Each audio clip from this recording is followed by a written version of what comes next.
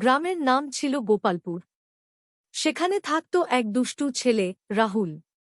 সারাদিন সে বন্ধুদের নিয়ে মাঠে খেলত আর নানা রকম দুষ্টামি করত। একদিন রাহুলের মা তাকে বললেন, রাহুল, বাজার থেকে একটু তেল নিয়ে আসো। রাহুল মন খারাপ করে গেল বাজারে। ফেরার পথে সে দেখে পুকুরের ধারে এক বড় হাঁস বসে আছে। হাঁসটা মোটা, নিশ্চয়ই কারো ঘরের।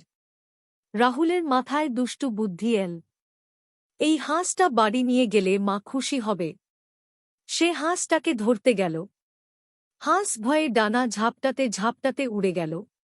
রাহুল পিছনে দৌড়াচ্ছে আর হাঁস তাকে গ্রাম জুড়ে টেনে নিয়ে যাচ্ছে।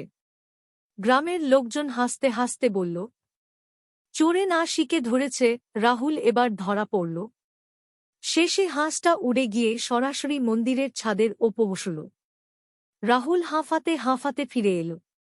মা তখন দরজায়।